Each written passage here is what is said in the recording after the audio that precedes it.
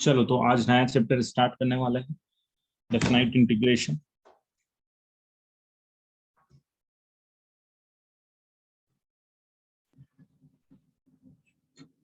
Yes, आज नया chapter है बेटा, बहुत इंपॉर्टेंट चैप्टर है, इंडेफिनिट से बहुत इंपॉर्टेंट है। जो भी एग्जाम आप दोगे, 12th दोगे तो 12, महाराष्ट्र सीईटी दोगे तो वो, जेईई मेंस दोगे तो वो, या जो भी एग्जाम आप दोगे हर एक में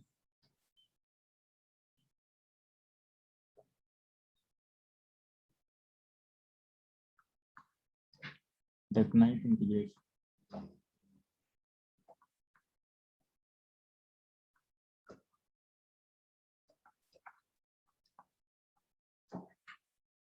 ठीक है, देखो डेफिनाइट इंटीग्रेशन में कुछ बेसिक चीजें हैं जो सबसे पहले हम सीख लेते हैं हमारी काम की। ठीक है, देखो बहुत बातें होती हैं, कॉन्सेप्चुअल, लॉजिकल, ये सारी चीजें चलती हैं, ये एक अपनी जगह होती हैं। और एक चीज जो अपनी जगह होती है कि भाई जब क्वेश्चन आएगा हमको क्वेश्चन सॉल्व करना है, हमको उसका कंटेंट समझना है अपनी कंपटीशन एग्जाम जो हम देने वाले हैं या जो बोर्ड्स की एग्जाम देने वाले हैं उसके पॉइंट ऑफ व्यू से। ठीक है, तो कुछ बेसिक चीज बताऊंगा, उस पे इंटीग्रेशन हम लोग चालू करेंगे। प्रॉपर डेफिनेशंस क्यों होता है, कैसे होता है, ये सब बातें एक बार हम इंटीग्रेशन बेसिक सीख जाए, फिर लेटर पार्ट में जब मैं उसको लिमिट वगैरह की हेल्प से समझाऊंगा, जब मैं सिखाऊंगा। ठीक है, बीच हो रही है क्या वॉइस? एक सेकंड।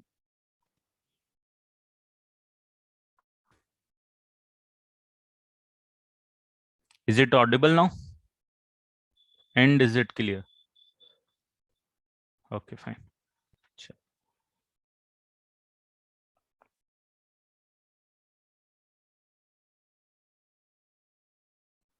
चलो, तो मैं बेसिक क्या करने वाला हूँ, आपको बेसिक चीज बता रहा वाला हूँ जिसपे ये पूरा चैप्टर चलना है। कुछ चीजें हैं जो आपको समझनी पड़ेंगी और उसके बेसिस पे हम क्वेश्चन को चलाएंगे, हम उसके बेसिस पे क्वेश्चन करेंगे। तो सबसे पहली चीज तो, जैसे आपने इंटीग्रेशन किया है, इतना ज्यादा कॉम्प्लिकेटेड इंटीग्रेशन, जितना कॉम्प्लिकेटेड इंटीग्रेशन इंडेफिनेट में होता था, इंटीग्रेशन पर्टिकुलरली, उतना कॉम्प्लिकेटेड इंटीग्रेशन डेफिनाइट में नहीं होगा। रिलेटिवली इंटीग्रेशन इजी रहेगा, बट इसमें कुछ एडिशनल चीजें आ जाती हैं जो कि प्रॉपर्टीज होती हैं। वो प्रॉपर्टीज पे मेनली क्वेश्चंस आते हैं कंपटीशन एग्जाम्स में। ठीक है, तो वो प्रॉपर्टीज पे हमको ज्यादा वर्कआउट करना है। ठीक है, पहली चीज। दूसरी चीज, एक बेसिक अंडरस्टैंडिंग होती है डेफिनाइट इंटीग्रेशन की, कि डेफिनाइट इंटीग्रेशन का मतलब क्या होता है, लॉजिक क्या होता है, एक वो, ये दो चीज पढ़ेंगे और इसके बेसिस पे पूरे चैप्टर को हम आगे ले जाएंगे। तो सबसे पहले मान लो अगर आप इंटीग्रेट करते थे, आपने एफ एक्स को इंटीग्रेट किया और आपके पास suppose capital F X plus C आ गया, ये रिजल्ट आपके पास है। अब अगर आपको इंटीग्रेट करना है ए से B, F X D X, तो आप लोगों ने लिख के, आप लोगों को पता ही होगा कि इसका आंसर क्या होने वाला है। लिमिट सब्स्टिट्यूशन तो आपने करके रखी होगी, राइट? जरा बताओ इसका आंसर कितना आने वाला है।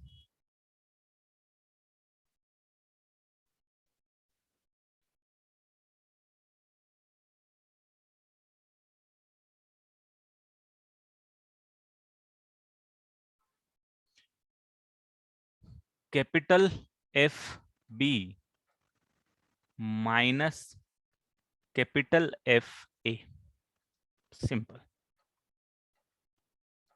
ये आपके पास आने वाला है सबसे पहला फंडा, capital F B minus capital F A. ठीक है, जैसे कि if you are integrating cos x dx from 0 to pi by 2, just take example,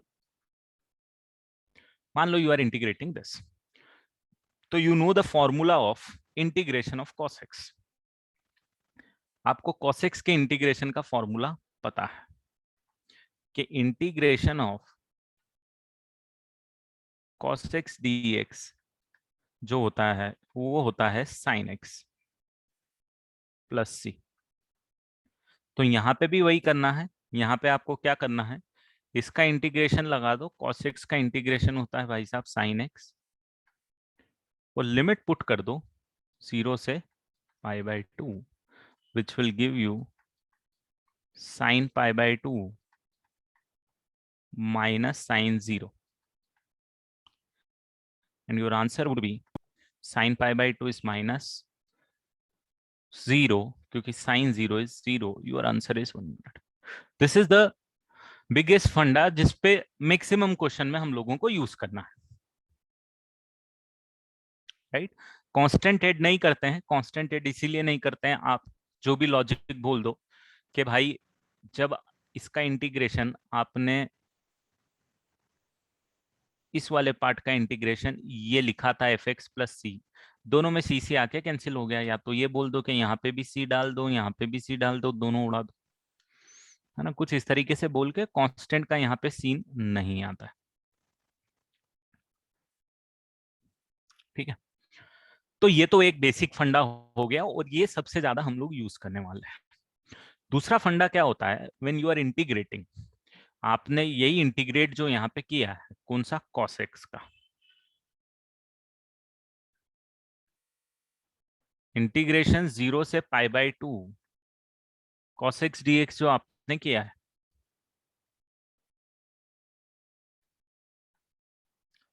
तो इसका जो ग्राफ है किसका, cos x का,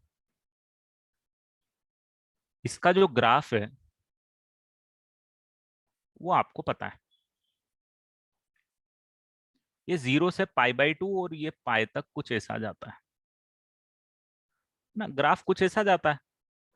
अब जब when you are integrating from 0 to π/2, what you are doing actually, you are doing 0 यहाँ पे, π/2 यहाँ पे, 0 से π/2 के बीच में you are integrating, so you are finding out the area lying between this four quantity, area enclosed by this four quantity, बोले तो ये वाला एरिया, ये जो एरिया है ना, ये आता है बेटा 1 यूनिट, जो रिजल्ट ऑफ इंटीग्रेशन है ना वो एरिया है ये, ठीक है। तो एक लॉजिक ये है कि जब भी आप क्वेश्चन सॉल्व कर रहे हो, keep this thing in mind कि ये जो आंसर आपका आ रहा है वो area under that curve with X axis आ रहा है, ठीक है। इसमें क्या होता है, इसमें ऊपर वाला पॉजिटिव होता है, और अगर आप नीचे वाला एरिया कैलकुलेट करोगे, मतलब इसी चीज को if you are integrating from π/2 to pi cos x dx, तो इन दैट केस जब आप cos x को इंटीग्रेट कर रहे हो तो आपका जो एरिया आने वाला है वो कौन सा आने वाला है, ये एक्स एक्सिस, अरे ये क्या हो गया, ये एक्स एक्सिस, ये π/2, ठीक है, और एक ये कर्व, इसका बीच का एरिया आने वाला है जो कि ये वाला होने वाला है। और जब एक्स एक्सिस के नीचे एरिया आएगा, जब एक्स एक्सिस के नीचे एरिया आएगा तो वो नेगेटिव आएगा, ये वाला जो एरिया होगा भाई साहब ये नेगेटिव आता है, ये वाला जो एरिया है ये पॉजिटिव आता है, मतलब एक्स एक्सिस के ऊपर वाला एरिया पॉजिटिव आने वाला है, एक्स एक्सिस के नीचे वाला एरिया नेगेटिव आने वाला है। इन सब के पीछे के रीजन के पीछे नहीं जा रहा हूं अभी, मैं सिर्फ आपको बता रहा हूं कि भाई हमको अभी क्वेश्चन सॉल्व करना है, ये 2-3 कॉन्सेप्ट हैं, सबसे पहले इनको समझ लेते हैं और क्वेश्चन सॉल्व करना चालू कर देते हैं। फिर जो रीजन है पॉजिटिव आना नेगेटिव आना, क्यों ऐसा हो रहा है, क्यों एरिया निकल रहा है, इन सब के अपने रीजन है, बिल्कुल रीजन है, बट अभी हम उस पर इतना ज्यादा कंसर्न नहीं है, हम अभी रिजल्ट पे कंसर्न है कि हमारा रिजल्ट क्या है, उसको कैसे मैनिपुलेट करके हमको हमारा क्वेश्चन सॉल्व करना है, ठीक है। तो जब भी आप ऊपर सॉल्व करोगे पॉजिटिव आएगा, नीचे वाला निकालोगे नेगेटिव आएगा, और वो अपने आप आ जाएगा, आपको ऐसा नहीं है कि कुछ सोचना पड़ेगा। जैसे कि आप अगर इसको इसको इंटीग्रेट करोगे, ये तो वैल्यू आपकी 1 आ गई थी, राइट, ये वैल्यू आपकी 1 आ गई, आपने ऊपर ही कैलकुलेट करी है। अगर ये π/2 to pi cos x dx को इंटीग्रेट करोगे तो आपके पास आएगा sin x, और sin x को π/2 करोगे तो आपके पास आ जाएगा sin pi minus sin π/2। sin पाई की वैल्यू कितनी होती है? 0 -1, विच इज -1। तो ये एरिया आ रहा है नीचे वाला -1, मतलब जो आउटपुट आया वो अपने आप नेगेटिव ही आएगा। उसमें आपको ऐसे कोई अलग से नहीं करना है कि आपको कुछ अलग से साइन लेना है। भाई इंटीग्रेट करोगे जो रिजल्ट आएगा पॉजिटिव आएगा, मतलब एरिया ऊपर का निकल रहा था, नेगेटिव आएगा नीचे का निकल रहा है। और अगर वहीं पे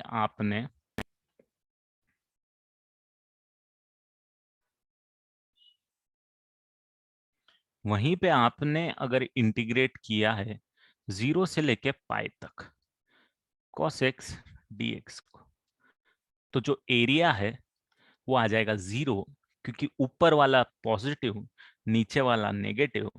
पॉजिटिव और नेगेटिव अगर हो गए बराबर, जो कि 0 से लेके पाई के बीच में होने वाले हैं, आपने यहाँ पे इंडिविजुअल एक +1 और एक -1 निकाल लिया है, तो आंसर आपका क्या आएगा इस केस में? इस केस में आपका आंसर आने वाला है 0। और आप कर भी सकते हो, इसको इंटीग्रेट करोगे sin x आएगा, 0 से पाई इंटीग्रेट करोगे sin पाई माइनस साइन 0 आएगा, 0 - 0 आ जाएगा, अपने आप वो चीज हैंडल हो जाएगी। और ये पॉजिटिव और नेगेटिव आपको ये भी समझ में आ रहा होगा कि एक +1 आया एक -1, न्यूट्रलाइज होके दोनों क्या आ गए? 0 आ गए। आया क्या बेसिक फंडा समझ में आपको कि ये 2-3 चीजें हैं जो आपको याद रखनी है ना? कौन कौन सी चीजें हैं? एक तो ये कि भाई हमारी जो डेफिनेशन है, जो चीज है बेसिक, हम काम किस पे करने वाले हैं। तो काम हम इनडेफिनेट इंटीग्रेशन को जैसे इंटीग्रेट करते थे, इंटीग्रेट कर दो और उसके बाद में आप वो लिमिट पुट कर दो और आपका आंसर निकाल दो। ये एक इंपॉर्टेंट चीज। दूसरी चीज, जब आप कैलकुलेट कर रहे हो तो आप क्या कैलकुलेट कर रहे हो, ये फंडा भी बहुत काम आएगा आपको, है ना? मैं बताऊंगा कि किस तरीके से इन दोनों को यूज, तो इन दोनों के मिक्सअप करते हैं हम, आगे बढ़ते हैं, चैप्टर सॉल्व करते हैं। ठीक है, तो this is the basic concept for now.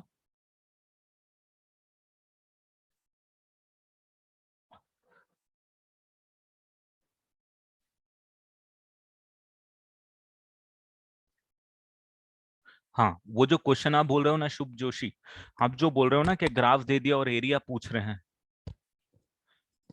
जो ग्राफ दे दिया और एरिया पूछ रहे हैं, बिल्कुल वो इसी से इंस्पायर्ड है और इसी कॉन्सेप्ट को यूज करेंगे अपन। लेक्चर लगेंगे बेटा, लेक्चर लगेंगे। Such as far as my teaching is concern, मैं तो 2-3 लेक्चर में ही खत्म कर दूंगा, बट नहीं, टाइम लगेगा।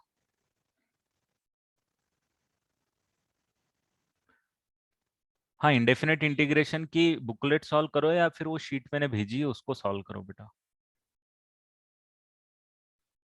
क्योंकि बुकलेट में मिक्सअप है अभी आपके।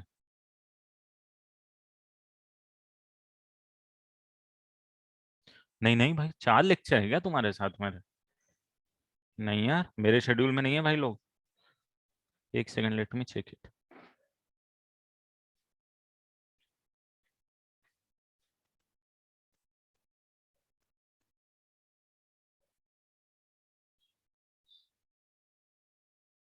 एक आज है।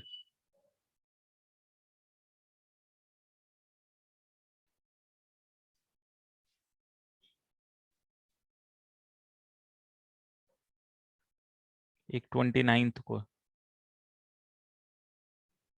एक 31st को, 3 लेक्चर।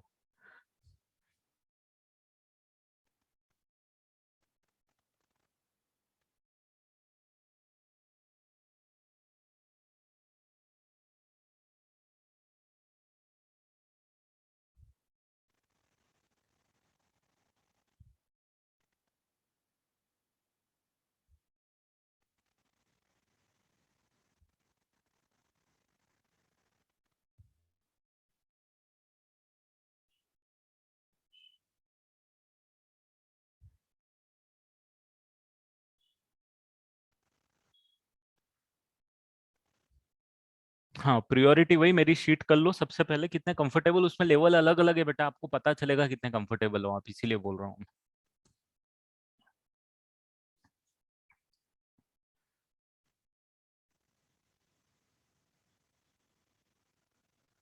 चलो, वी विल ट्राई के इसके भी आप क्वेश्चन करने की कंडीशन में इस वीक के बाद आ जाओ।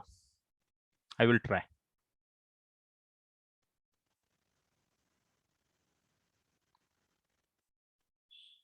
चलो, ये लिख लिया बेटा, नोट नोट कर लिया।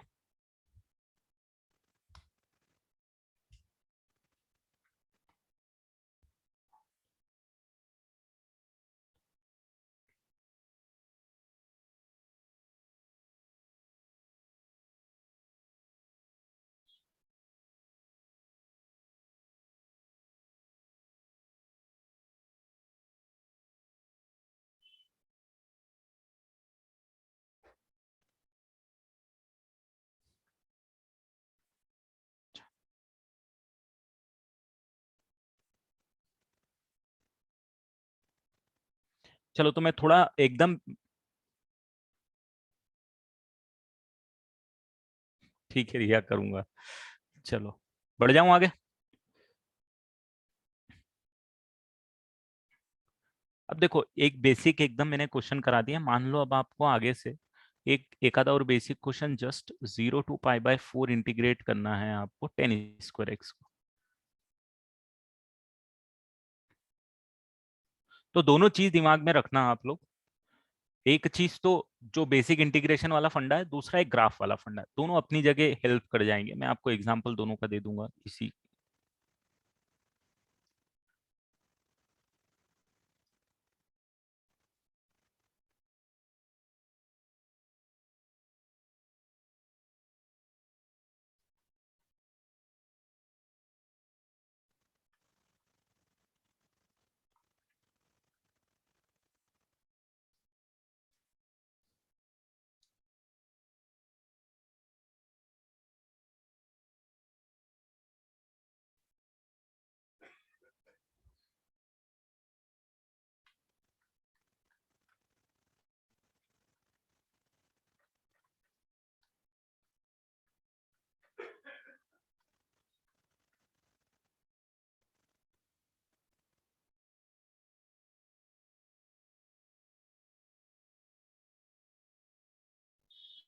ये क्वेश्चन है, तो तीनों क्वेश्चन एकदम सिंप्लीफाइड वे में जाने वाले हैं।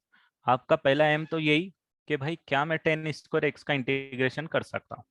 tan² का अगर कोई डायरेक्ट फॉर्मूला नहीं है तो सम, जैसे इंडेफिनेट करते थे वैसे कर सकता हूँ। क्या कर सकता हूँ? इसको क्या लिख सकता हूँ? इसको लिख सकता हूँ sec² x -1। sec² x का integration tan x mine 0 to π/4, 10 π/4 -π/4 -tan 0 -0, 10 π/4 1,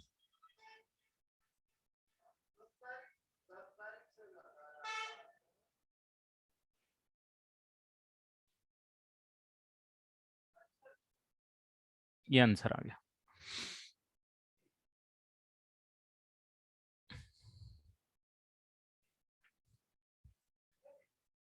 ठीक है।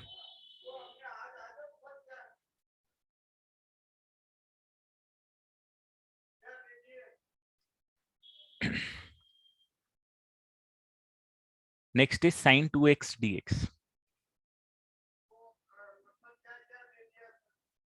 इसको मैं दूसरे तरीके से बता देता हूँ। sin 2x dx ये आपको समझ में आ रहा होगा कि इसका जब आप ग्राफ बनाने के लिए जाओगे,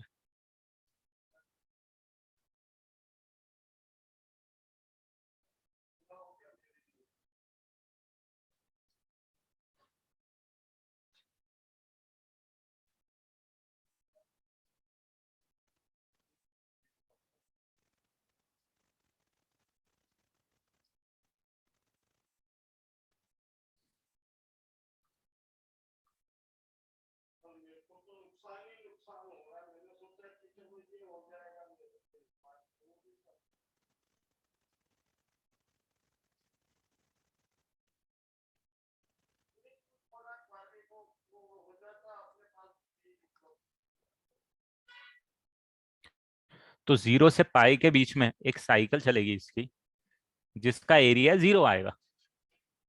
अब ये 4 पाई तक जाओगे तो इससे 4 साइकिल चलेगी, राइट। ये एरिया और ये एरिया दोनों सेम आने वाले हैं, दोनों सेम आने वाले हैं। ये पॉजिटिव आने वाला है, नेगेटिव आने वाला है, तो आपको आंसर पता है।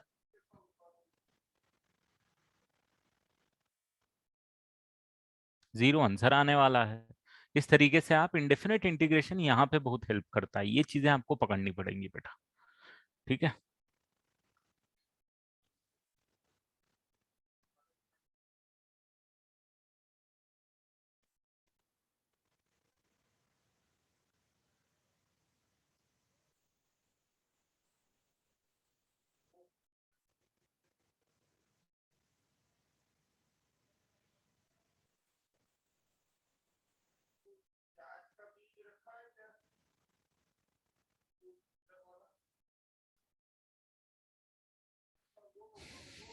ठीक है, जैसे साइन 2x का आप ग्राफ बनाओगे, अगर जैसे साइन एक्स को इंटीग्रेट करोगे आप, जैसे साइन एक्स को मान लो, साइन एक्स को अगर आप 0 से लेके 2 पाई तक इंटीग्रेट करोगे, आंसर कितना आएगा आपके पास? 0 आएगा, है ना। अब यही अगर मैं 0 से लेके 100 पाई लिख दूं, आंसर कितना आना चाहिए?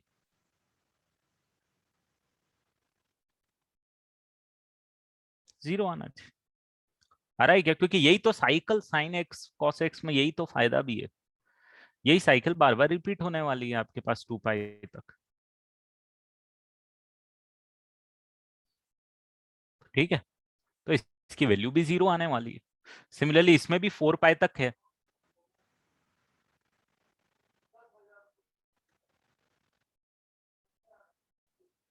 4 पाई तक जानी है। ये 1 पाई की साइकिल, क्योंकि इसका पीरियड पाई आने वाला है, ये पाई के बाद अपने आप को रिपीट करेगा। तो ये एक साइकिल मैंने लिख दी, पाई तक का एरिया 0 आने वाला है। ये अभी अपन देख ही चुके थे, जैसे कॉस के केस में देखे थे, ऐसे साइन के केस में भी होने ही वाला है, ठीक है। ये वाला एरिया और ये वाला दूसरे के नेगेटिव ही आने वाला है, तो डेफिनेटली आपके पास आंसर कितना आने वाला है? 0 आने वाला है।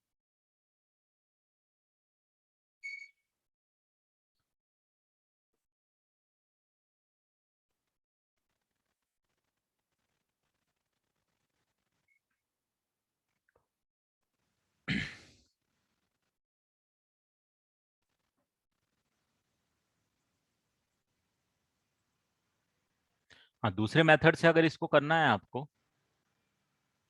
तो यहाँ पे मैं इसको रब कर देता हूँ, इसको तो साइन एक्स वाले को।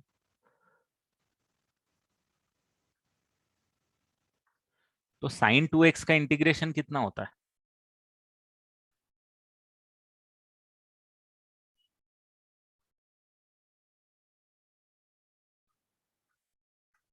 ये आएगा माइनस कॉस 8 पाई/2 माइनस ऑफ माइनस कॉस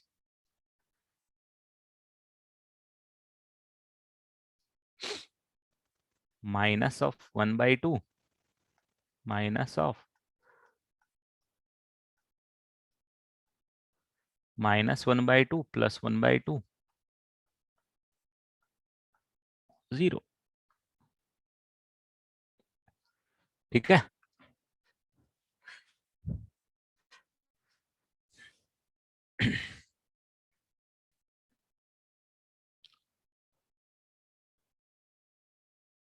अब देखो, अपनी अपनी कॉम्प्लेक्सिटी सब लेके आएंगे इस चैप्टर में ना। ट्रिग्नोमेट्री अपनी कॉम्प्लेक्सिटी लेके आएगा, मॉडुलस अपनी कॉम्प्लेक्सिटी लेके आएगा, एलजेब्रा अपनी लेके आएगा, इंडेफिनेट इंटीग्रेशन अपनी लेके आएगा। सब अपनी अपनी लेके आएंगे, बट जो बेसिक फंडा है वो सबका कंबाइंड होने के बाद में ऐसा चलना है जो अभी अपन सॉल्व कर रहे हैं। अब जैसे under root of 1 minus cos 2x है, यहाँ पे बहुत सारी चीजों पे आपको ध्यान देना पड़ेगा। क्या ध्यान देना पड़ेगा?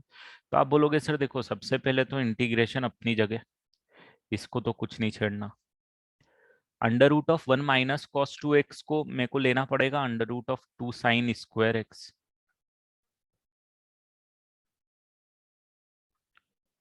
सर ये √2 को तो बाहर ले लूंगा, मेरे को दिक्कत नहीं देगा। और ये मॉड साइन एक्स आएगा सर,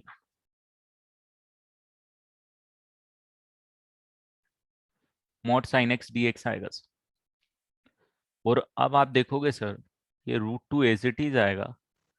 0 से π/2 के बीच में जो साइन एक्स है वो पॉजिटिव होता है, तो मैं मॉड को एज इट इज रिमूव कर दूंगा सर, तो मॉड साइन एक्स यहाँ पे साइन एक्स हो जाएगा। बस अब जो भी आपका फंडा था नॉर्मल उसको सॉल्व कर दो, ये आ जाएगा √2 minus cos X. Minus cos X की लिमिट 0 से लेके π/2, तो √2 outside minus cos π/2 minus of minus cos 0, √2 as it is -0 minus of cos 0 इसमें।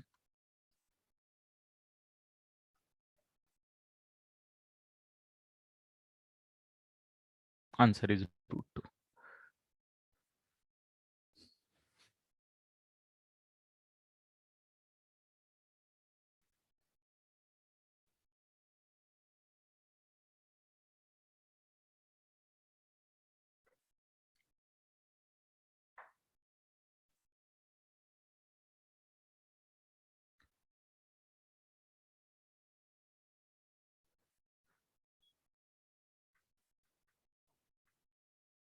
0 to π होता तो ये जो मॉड साइन एक्स है इसका क्या करते हैं आप जरा बताओ तो। 0 से π के बीच में भी ये तो एज इट इज ही ओपन होता, क्योंकि 0 से π के बीच में पॉजिटिव होता है ना। 0 से 2π रहेगा तो आपको अलग अलग केसेस बनाने पड़ेंगे बेटा, आपको केसेस बनाने पड़ेंगे जो आगे हम देखेंगे।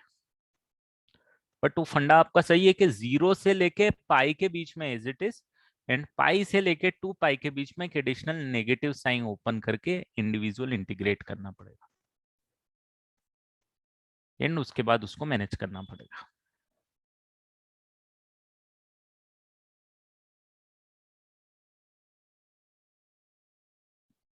करेंगे उस पर, घुसेंगे अपन।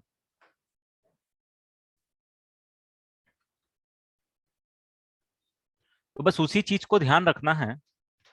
और देखो मैं ट्रेंड इसमें हमेशा मैं ट्रेंड वही चलाता हूं कि पहले हमको कंफर्टेबल लगना चाहिए, हमसे 50% तक के क्वेश्चन पहले होने चाहिए। इंडेफिनेट इंटीग्रेशन में ऐसा नहीं कर सकता था मैं, क्योंकि स्टार्टिंग ही ऐसी थोड़ी सी भारी होती है कि बाद में हमको भले ही कंफर्टेबल लगता है बट स्टार्टिंग में अनकंफर्टेबल लगता है। ये सारे चैप्टर है मैं इस तरीके से ले जाऊंगा कि स्टार्टिंग में हमको अनकंफर्टेबल ना लगे, ठीक है। छोटी छोटी सी चीजें चल रही हैं, धीरे धीरे अपन बढ़ाते जाएंगे उसको।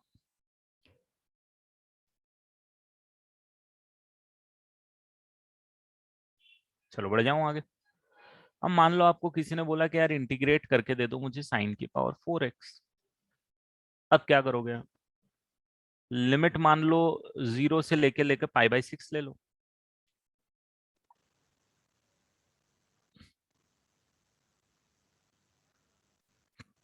अब क्या करोगे?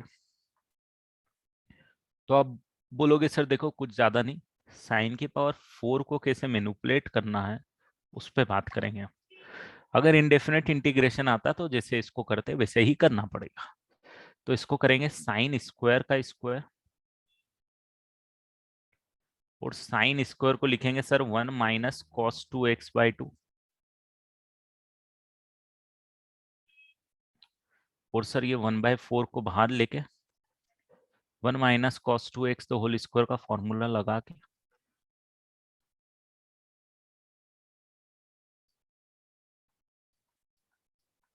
ये करेंगे सर। फिर सर ना इंटीग्रेशन अभी भी ऐसे नहीं होगा, 1 को 1 ही रहने देंगे, इसको 1 प्लस कॉस 4x/2 लिख देंगे।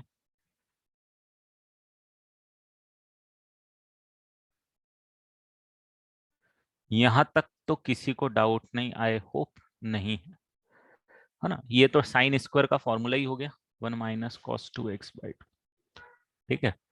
उसके बाद में cos square cos square 2x का फॉर्मूला हो गया 1 plus cos 4x/2। So overall this will convert it to 1/4 outside integration 0 to π/6, 1 + 1/2 3/2 plus cos 4x/2 minus 2 cos 2x dx, ये आ जाएगा। मतलब पूरा इंडेफिनेट ही चल रहा है, कुछ नहीं करा। 3/2x sin 4x divided by 4 आएगा तो 8 माइनस sin 2x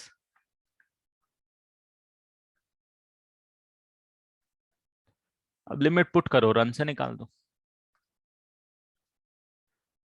ये तो स्टैंडर्ड तरीका है बेटा, ये तो इंडेफिनेट का पंगा है कि भाई इसको इंटीग्रेट करूं तो क्या करूं, तो फॉर्मूला लगाना है, फॉर्मूला लगाने की कंडीशन में इस तरीके से मॉडिफाई करके लेके आए हैं। ये इंडेफिनेट का है, इसमें डेफिनेट कुछ नहीं करेगा, ठीक है।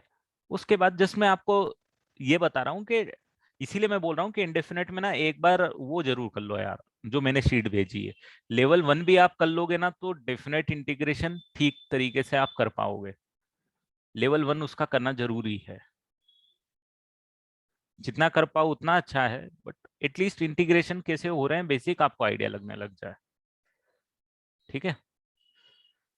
बस अब आपको ये वैल्यूज पुट करनी है और आंसर लाना है। खैर, ये क्वेश्चन मैंने थोड़ा सा अपने हिसाब से दे दिया था, तो लिमिट विमिट पुट करने में थोड़ा सा आपको दिक्कत आएगी, बट ठीक है, मतलब जस्ट फॉर एन आइडिया के कैसे हम लोग प्रोसीड करते हैं उसके लिए मैंने बताया।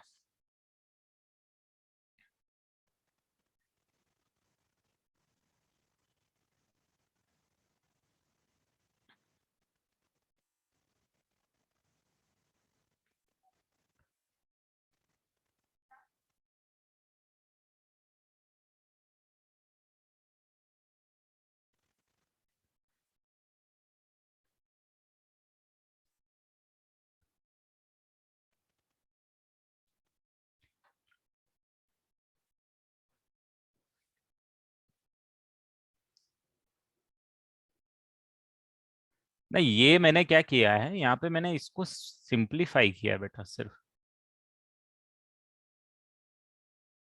इसको सिंप्लीफाई करके पूरा ये लिखा है ना यहाँ पे।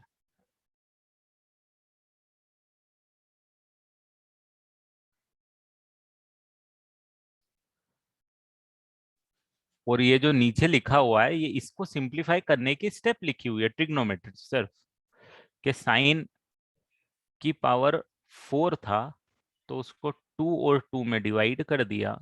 साइन स्क्वायर का फॉर्मूला होता है 1 माइनस कॉस 2x/2, लगा दिया, 2 बाहर आके 4 हो गया, और 1 माइनस कॉस 2x मतलब a minus B the whole square में a square plus B square minus 2ab लगा दिया। फिर इसका फॉर्मूला कॉस स्क्वायर थीटा को लिख सकते हैं 1 प्लस कॉस 2 थीटा/2, तो 1 प्लस कॉस 2 थीटा/2 इसको लिख दिया। 2x था तो यहाँ पे 4x आ गया, ठीक है।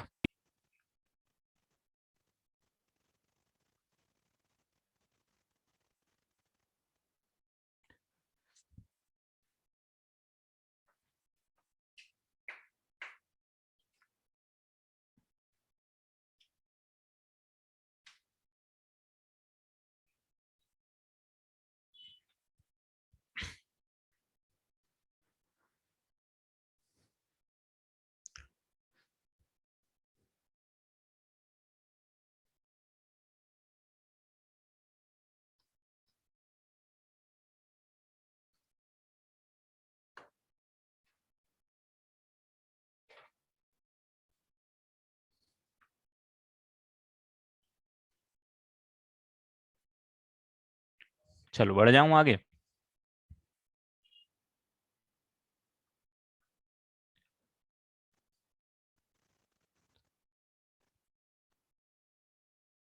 It is 0 to π/6, there is no change in the limit beta।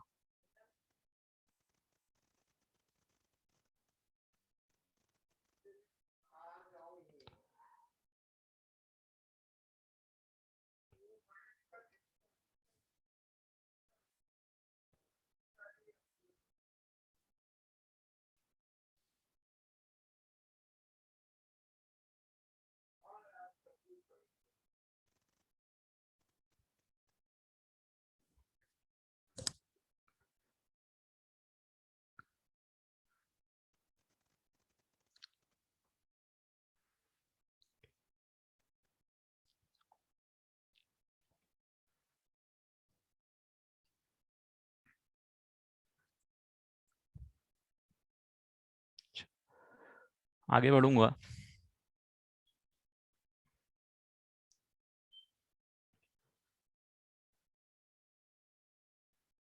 देखो इस टाइप के क्वेश्चन और मैं डिटेल में खैर बाद में बताऊंगा, बट एक आइडिया के लिए कि भाई ये वाले जो क्वेश्चन है, जैसे under root of 1 + sin 2x मैंने लिख दिया, ये चीजें आपको आती रहेंगी बार बार।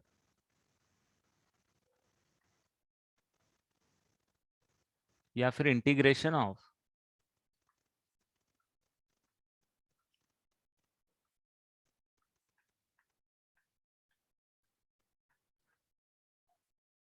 जो फेमस चीजें हैं वो मैं आपको बता देता हूँ। अब ये आपको फॉर्मूले खैर आपने पहले ट्रिग्नोमेट्री में पढ़े हैं, पर भी ठीक है। 1 + sin 2x जो होता है, this can be written as cos x + sin x का स्क्वायर।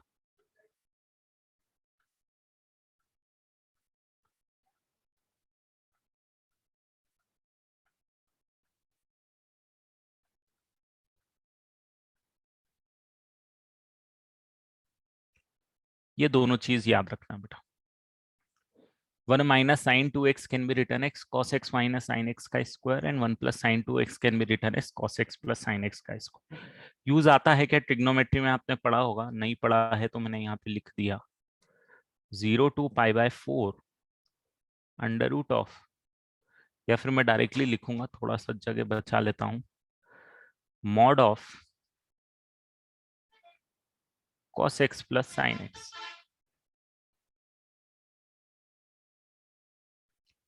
और ये वाला आ जाएगा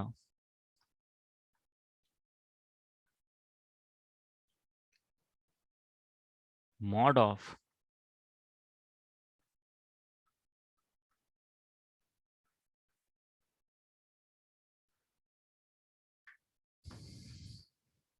ठीक है। और अब आपको पता होना चाहिए, अब इसके बाद आपको थोड़ी सी ये सोचना पड़ेगा कि भाई देखो 0 से π/4 जब आप जाओगे तो cos x + sin x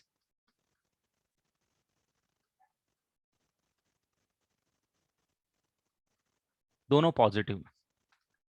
दोनों पॉजिटिव में तो दिक्कत ही क्या है, मतलब दोनों का सम भी पॉजिटिव है।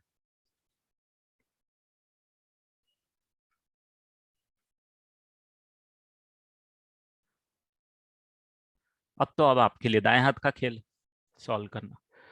और आपको ये भी पता होना चाहिए भाई कि जब cos x और sin x का ग्राफ बनाते हैं ना, ध्यान देना, ये साइन का ग्राफ होता है और ये कॉस का ग्राफ होता है, ये π/2 होता है, करेक्ट, π/2 पे। और ये जो होता है ये होता है π/4, तो π/4 तक है ना, ये cos x भाई साहब जो है ना वो sin x से बड़े होते हैं, तो cos x - sin x positive होता है। तो ओवरऑल ये वाली जो चीज है ये पॉजिटिव हो जाती है ना। cos x sin x से बड़ा होता है, ये मैंने यहाँ पे बना दिया, cos x ऊपर होता है, sin x नीचे होता है, राइट, cos x ऊपर होता है π/4 तक। तो आपके पास यहाँ पे भी 0 to π/4 कर दो एज इट इज, और यहाँ पे भी मॉड को अलग हटाओ, कोई जरूरत ही नहीं है। अब बाकायदा जैसे भी अपना नॉर्मल इंटीग्रेशन होता है वैसे सॉल्व करके अपन से निकाल लो, ठीक है। अगर क्वेश्चन में कुछ वेरिएशन आता, मान लो ये क्वेश्चन कुछ इस तरीके से होता,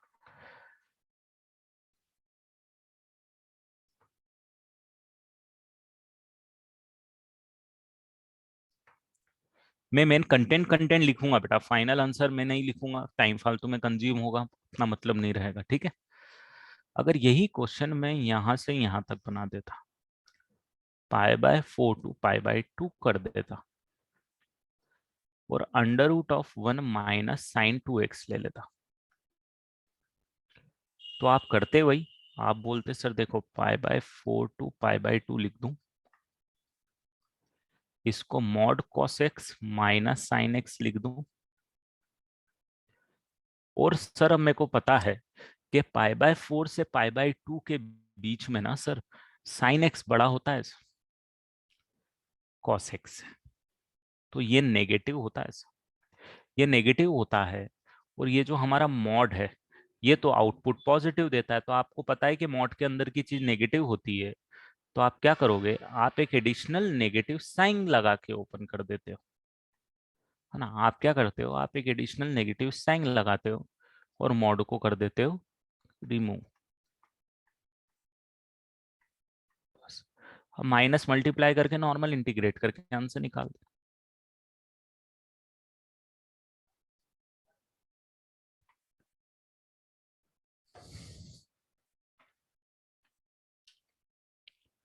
चलो इसको नोट करो बेटा, मैं आता हूँ, 2 मिनट देना मुझे।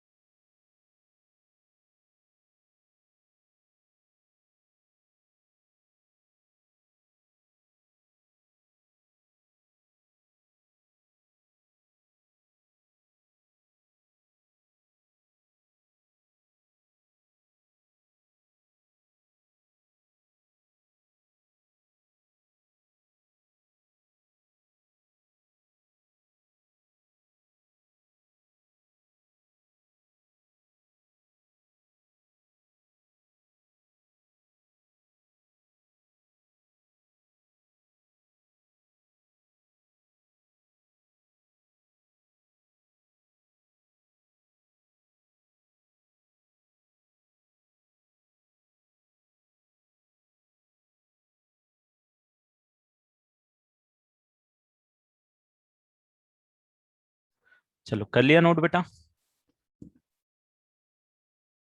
देखो मॉड का फंडा सिंपल है। मॉड का फंडा क्या है, जो मॉड का फंडा यहाँ पे यूज आ रहा है वो मैं बता देता हूँ।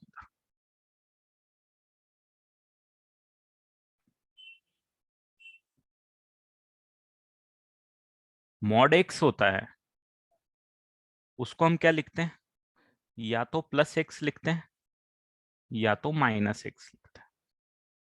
कब लिखते हैं, जब एक्स 0 से बड़ा होता है तो एज इट इज, जब एक्स 0 से छोटा होता है तो माइनस एक्स करके लिख देते हैं। वही फंडा यहाँ पे यूज किया है मैंने, कि भाई ये एक्स वाली जो क्वांटिटी है, अगर ये पॉजिटिव है तो मैं एज इट इज लिख दूंगा, और अगर वो एक्स वाली क्वांटिटी मतलब मॉड के अंदर वाली क्वांटिटी, अगर मॉड के अंदर वाली क्वांटिटी नेगेटिव है तो मैं मॉड को रिमूव करूंगा और एक एडिशनल नेगेटिव साइन मेरे को डालनी पड़ेगी। ठीक है, अब मैंने यहाँ पे देखा कि ये cos x minus sine x जो है ना, ये नेगेटिव है। नेगेटिव कब है, पाई/4 से लेके पाई/2 के बीच में। क्यों है, इसीलिए है क्योंकि पाई/4 से लेके पाई/2 के बीच में, राइट हैंड साइड टॉप पे देखना, पाई/4 से लेके पाई/2 के बीच में कौन बड़ा है। आप बोलोगे सर साइन एक्स का ग्राफ जो है ना वो ऊपर आता है कॉस एक्स के कंपैरिजन में, तो भाई अगर साइन एक्स कॉस एक्स से बड़ा है तो cos X minus sine x तो नेगेटिव है। अगर मॉड के अंदर की क्वांटिटी नेगेटिव है, जैसे कि यहाँ पे सेकंड वाले केस में है, तो मैंने क्या किया, I have to put an extra negative sign to nullify the overall negative sign which is inside the mod. मतलब cos x minus sine X खुद नेगेटिव है ना, यहाँ पे ये खुद नेगेटिव, ये वाला पार्ट भी नेगेटिव, और एक ये वाला भी नेगेटिव, दोनों नेगेटिव नेगेटिव मिलके हो गए पॉजिटिव। तो ओवरऑल ये वाली जो वैल्यू आपके पास जो चाहिए थी पॉजिटिव, वो आ गई आपके पास पॉजिटिव। ठीक है, और जहां पॉजिटिव था तो वहां तो एज इट इज रिमूव किया, जैसे लेफ्ट एंड राइट वाला केस जो था, वो जो बेसिक मॉड का फंडा लाई करता है। हाँ, वो रिया करेगी तो sign X minus cos X भी लिख सकती है, बिल्कुल लिख सकती है, यहाँ पे sine X minus cos X भी लिख सकती है, क्योंकि A minus B the whole square लिख या B minus the whole square लिख, दोनों बराबर होते हैं बेटा। मतलब यहाँ पे मैं लिख देता हूँ उसको, you can write A minus B the whole square और B minus A the whole square, both are equal. फर्क नहीं पड़ता, माइनस टू ए भी दोनों में आता है, स्क्वायर बी स्क्वायर दोनों में आता। तो ये वाला पार्ट जो मैंने यहाँ पे लिखा है ना, ये वाला cos x minus sine x का स्क्वायर लिखूं या साइन एक्स माइनस, अकॉर्डिंगली आपको यहाँ पे इसमें थोड़ा सा चेंजेस करना पड़ेगा, रिजल्ट सेम ही आने वाला है, रिजल्ट में कोई अंतर नहीं आएगा। यहाँ पे भी यही रिजल्ट आएगा और यहाँ पे भी यही रिजल्ट आएगा, ऑटोमेटिकली वो साइन हैंडल हो जाती है बेटा।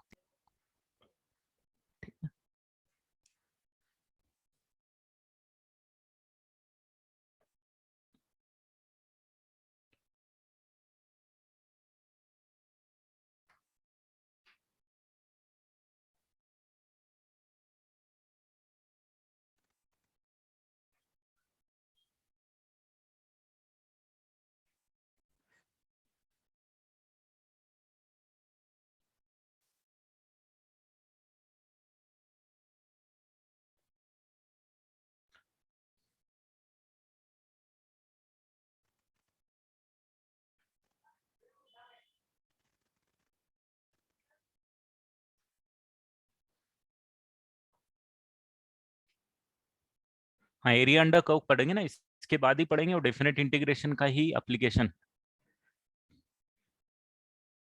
चलो बढ़ जाऊं आगे।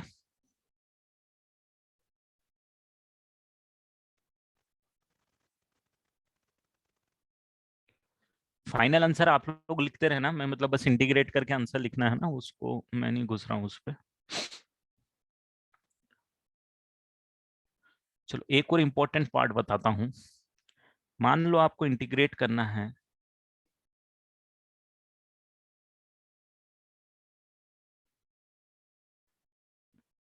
x divided by X square plus 1।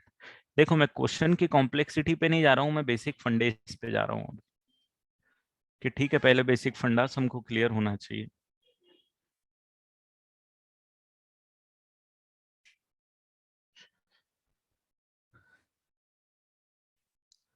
अब सिर्फ इसको इंटीग्रेट करके मुझे बता दो क्या आएगा आपके पास।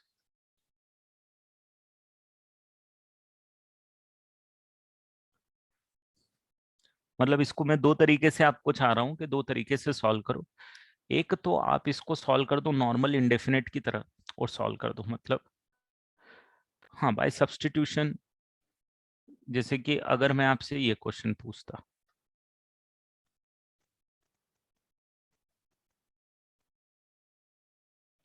तो आप बोलते हैं सर ऐसा करो, एक्स स्क्वायर प्लस 1 को सब्स्टिट्यूट कर दो y से, 2x dx आ जाएगा आपके पास dy, x dx आ जाएगा dy/2। ठीक है, करके देखो क्या आएगा।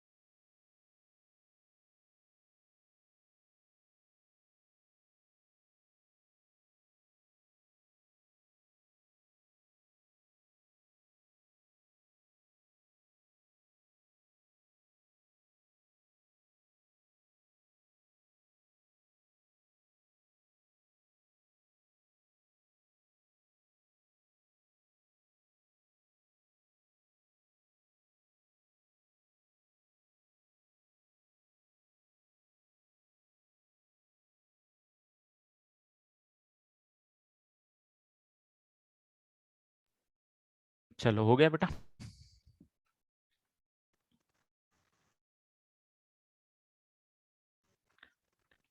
तो ये तो आपके पास आ जाएगा dy/2, राइट। और उसके बाद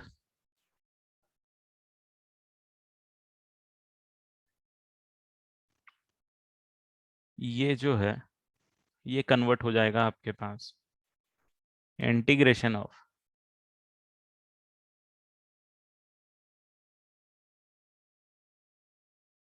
ln of mod y plus, अब ln ऑफ मॉड y है,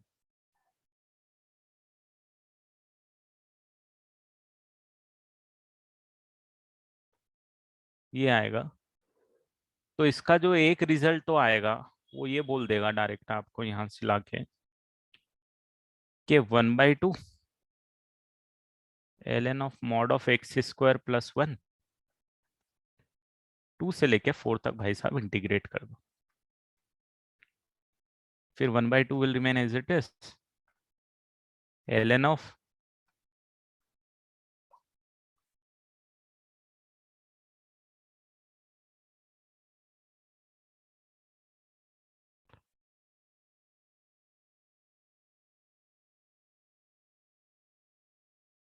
सेवनटीन बाय 5, ये आंसर आ जाएगा। ठीक है, यही आपने निकाला होगा ना। इसी चीज को सॉल्व करते हैं अपन, तरीका थोड़ा सा डिफरेंट होगा इस बार।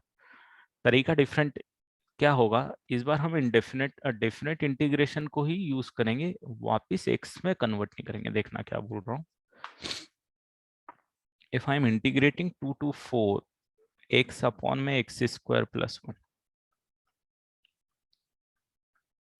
I am substituting x² plus 1 is equal to m, the same what I did in this previous method.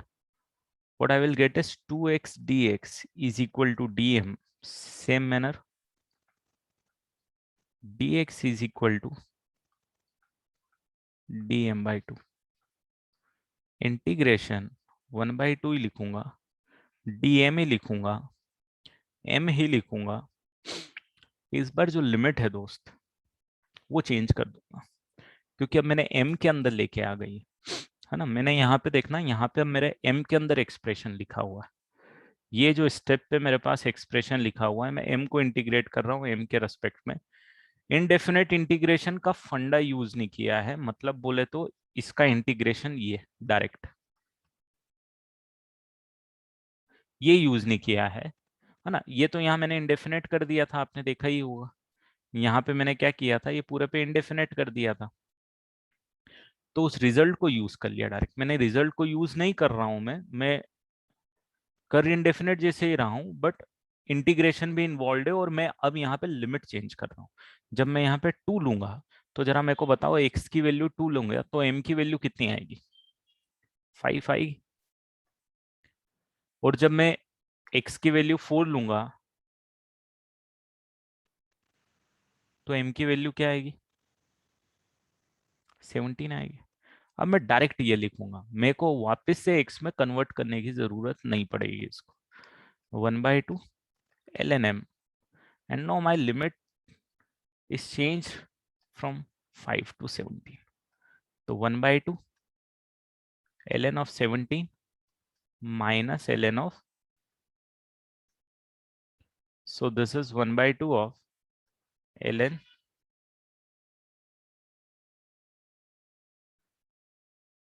ठीक है। तो अब वो फंडा नहीं है, अब मैं लिमिट ही चेंज कर दूंगा। जब भी सब्सटीट्यूशन करूंगा लिमिट चेंज कर दूंगा, सब्सटीट्यूशन के हिसाब से लिमिट को सब्सटीट्यूट कर दूंगा, ठीक है।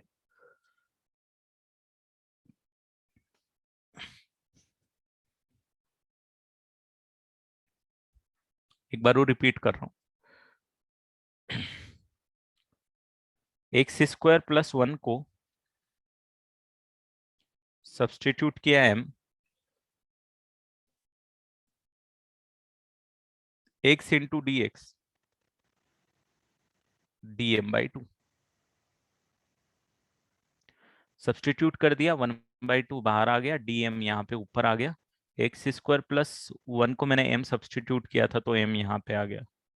अब मेन जो है मेरे पास लिमिट जो है उसको मैंने चेंज कर दिया।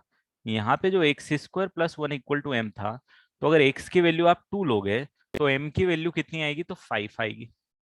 और अगर x की वैल्यू आप 4 लोगे तो m की वैल्यू कितनी आएगी, 17 आएगी। वो आपने यहाँ डायरेक्ट, मतलब ये जो लिमिट आपने जब यहाँ पे, ये जो एक्सप्रेशन आप यहाँ पे लिख रहे हो, ये एक्सप्रेशन के अंदर आप m के रेस्पेक्ट में इंटीग्रेट कर रहे हो, लिमिट आपने m की पुट कर दी।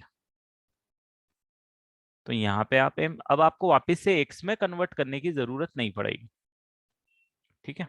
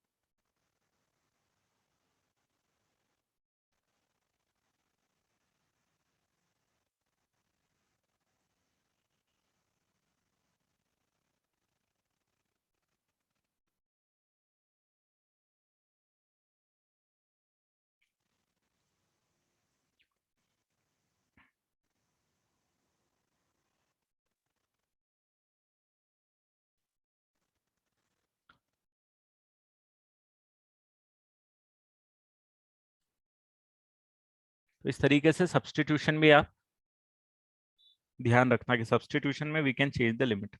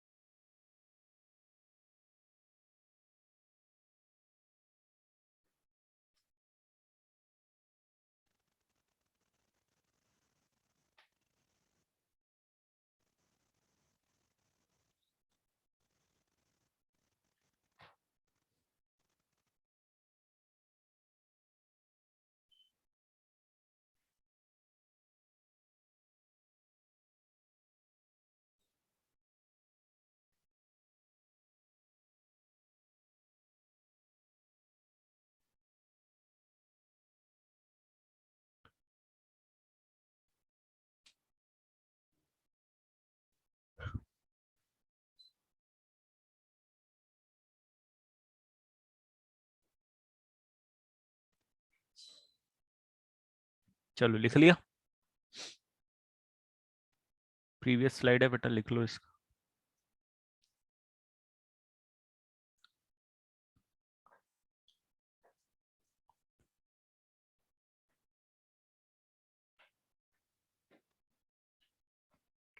ठीक है, बढ़ जाए आगे।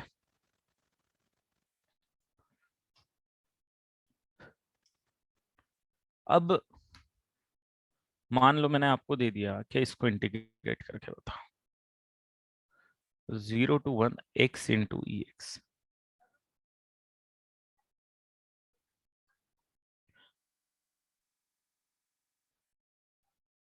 अगर मैं इसको इंटीग्रेट करने के लिए बोलता आपसे नॉर्मल इंडेफिनेट, तो क्या करते हैं आप? बाई पार्ट्स लगाते, दो अलग अलग फंक्शन इन्वॉल्व, बाई पार्ट्स लगा दो। अब बाई पार्ट्स लगाते तो यहाँ पे भी बाई पार्ट्स लगाना पड़ेगा। वो लिमिट वैसे ही पुट करके देखना पड़ेगी आपको, जो आप नॉर्मली जैसे हम लोग पुट करते हैं।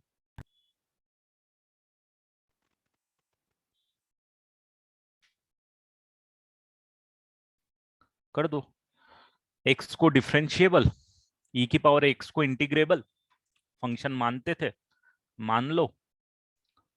और इसको इंटीग्रेट करोगे तो x as it is e की पावर x का इंटीग्रेशन e की पावर x माइनस x का डिफरेंशिएशन इज 1, e की पावर x का इंटीग्रेशन इज e की power x dx।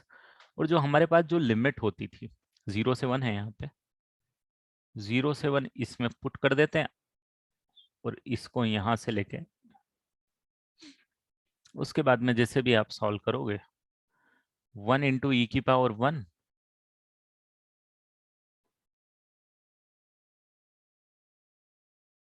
Minus e की पावर x का इंटीग्रेशन e की power x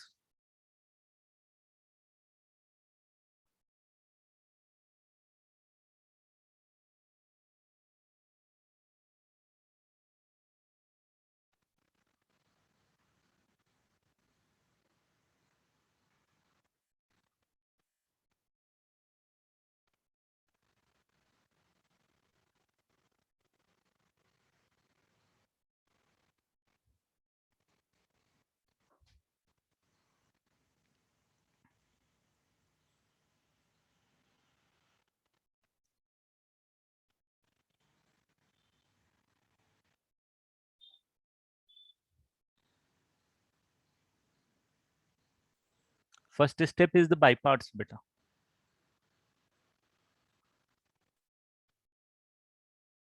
differentiable function, integrable function, so x into integration of e की power x dx minus integration of d by dx of x integration of e की power x dx dx। Eilert rule, right, by parts। उसको direct लिख दिया मैंने यहाँ पे, ठीक है। तो मतलब बाई पार्ट्स में लिमिट कैसे लगानी है डेफिनेट की, वो मैंने बताया आपको। छोटी छोटी सी चीजें हैं जो इंडेफिनेट से इंस्पायर्ड है, जो अभी अपन कर रहे हैं।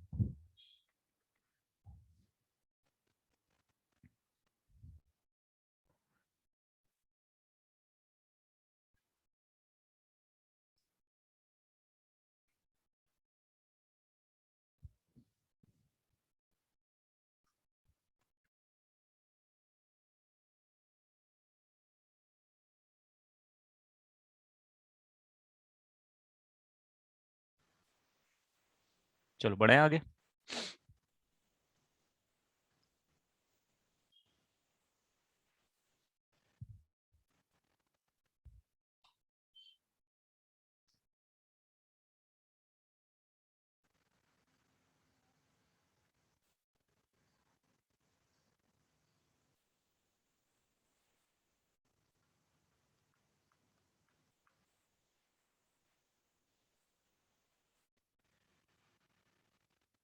इसको कैसे करोगे?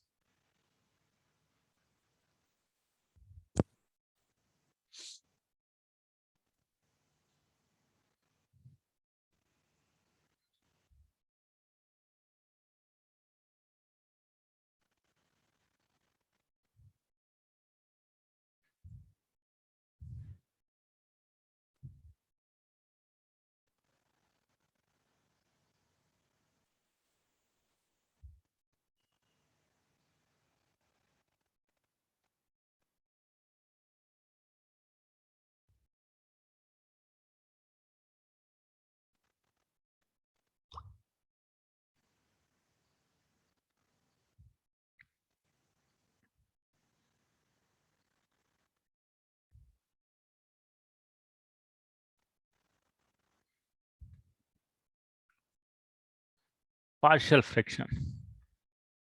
तो आप बोलोगे सर देखो 1 अपॉन में X square into X plus 1 को हम लोग लिख सकते हैं A X plus B divided by X square quadratic है plus C divided by X plus.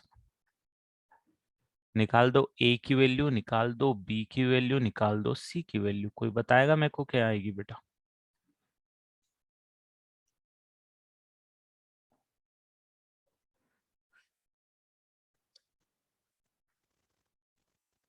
सी की वैल्यू तो आई थिंक 1 ही आई।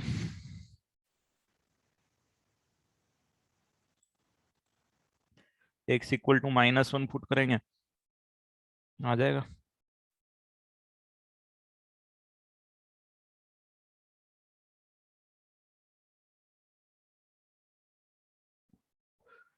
और एक्स स्क्वायर का कोएफिशिएंट 0 आएगा, तो a plus C is equal to 0 आएगा, तो a -1 आएगा। और x का कोएफिशिएंट जो आएगा वो आएगा a प्लस बी, जो कि 0 आएगा, तो b इक्वल टू 1 आएगा। एक बार मेरे को क्रॉस वेरीफाई करो, करके बता देना बेटा। मतलब क्या ये इसी फॉर्मेट में आ रहा है क्या?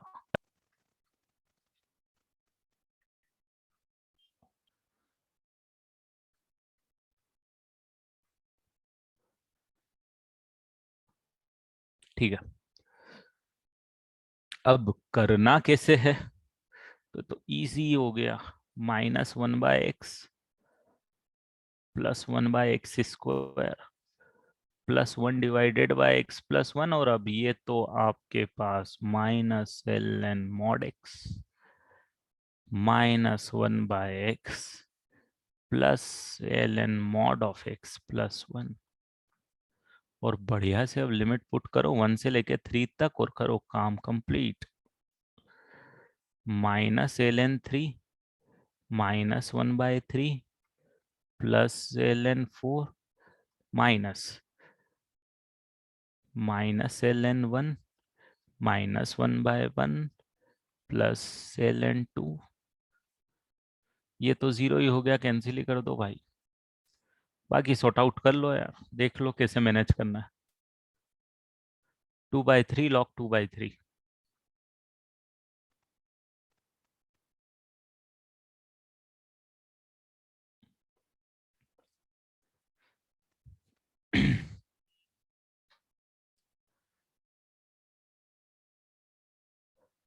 देखो जहां पे ये सिर्फ क्वेश्चन करा रहा हूं मैं एक एक पैटर्न के, बट ये मान के चलो you will get infinite different questions in which you have to typically use indefinite integration and then finally substitute the value of the limit।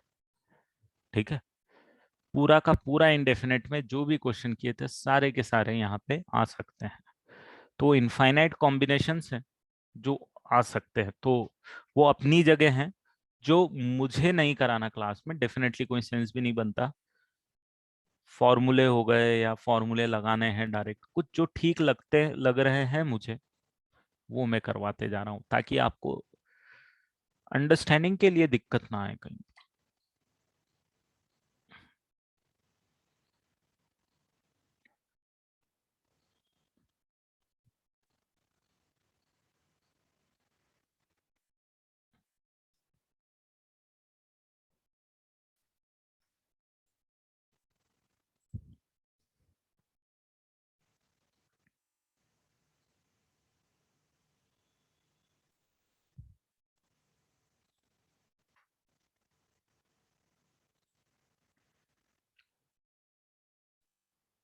Integration 0 to infinite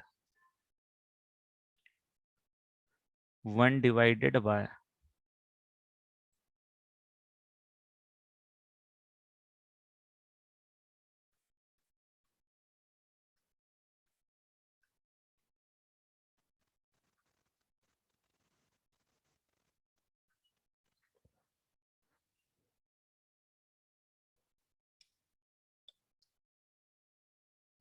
यहाँ तक एज इट इज लिखना है ना, ये लिमिट यहाँ पे as it is है integration में।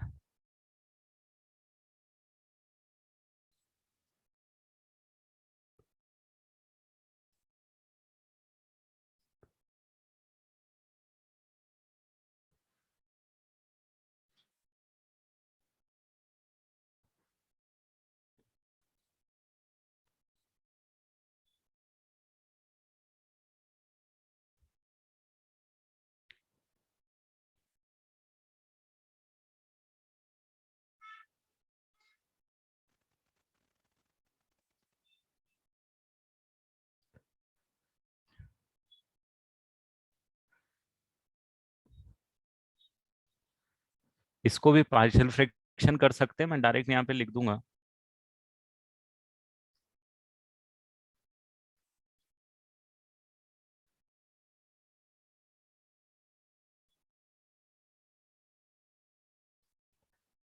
आप थोड़ा सा ध्यान दोगे ना तो अपने आप आपको ये समझ में आ जाएगा मैंने कैसे लिखा है।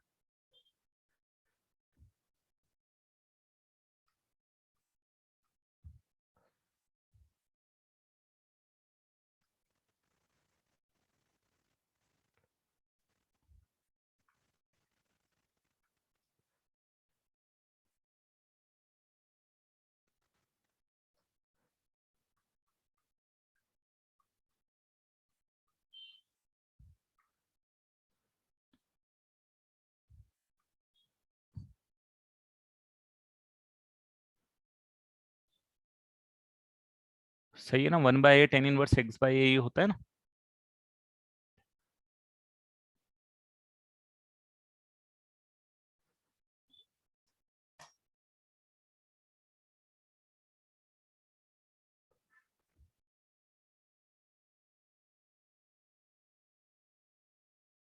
इनफाइनाइट पुट करेंगे तो tan इनवर्स इनफाइनाइट की वैल्यू π/2 आएगी, राइट।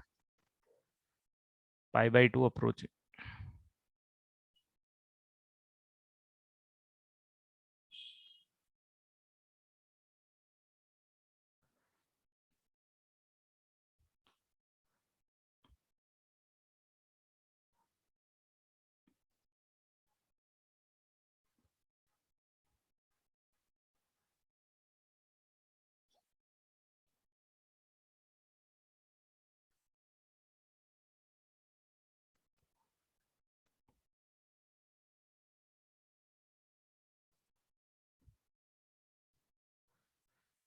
बस π/2 कॉमन ले लो,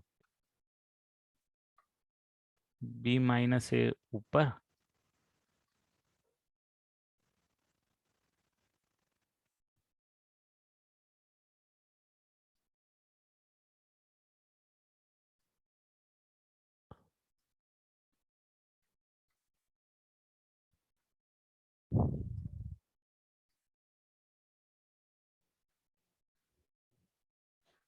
ये आंसर आ जाएगा।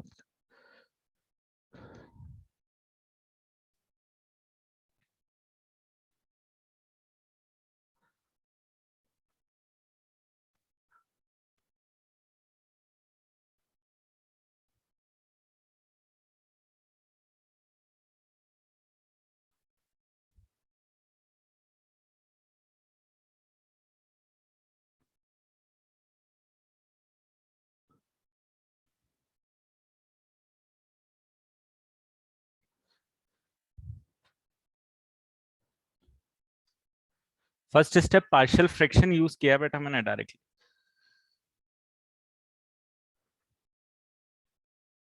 आपको इतनी लंबी स्टेप यूज करने की जरूरत नहीं है क्योंकि दोनों एक्स स्क्वायर है ना,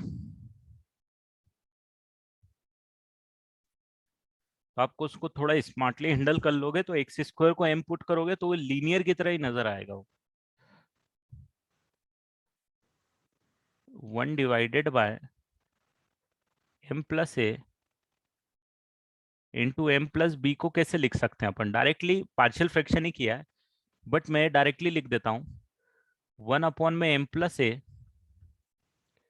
माइनस 1/m+b। बिल्कुल चलेगा बेटा, आरडी शर्मा से ही मैं जो सिलेक्टेड क्वेश्चन ले रहा हूँ वो भी आरडी से ही पिक कर रहा हूँ, डोंट वरी।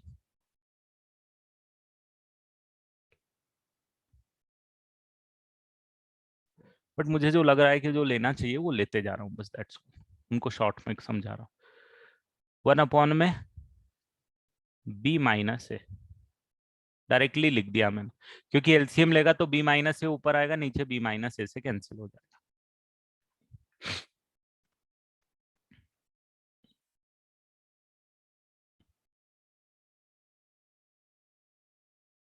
बिल्कुल इफेक्टिव होगा, लास्ट ईयर पेपर करना क्यों नहीं होगा, that is one of the most effective thing. किसी भी चैप्टर को एक डिसेंट लेवल तक करने के बाद में जितना आपको लग रहा है, एक बार प्रीवियस ईयर पे नजर डालो कितने कंफर्टेबल होते हो, वो बहुत इंपॉर्टेंट पार्ट होता है बेटा।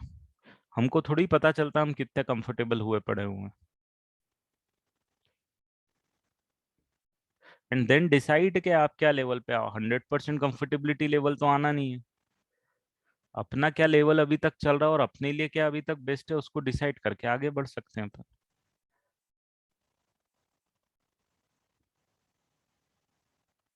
हाँ, सीईटी के लिए बिल्कुल, अगर आपने क्लास अच्छे से अटेंड करी and you are aware of each and everything, जो भी क्वेश्चन मैंने क्लास में कराया है, you can solve it by yourself, then you are good to go for previous year CET questions.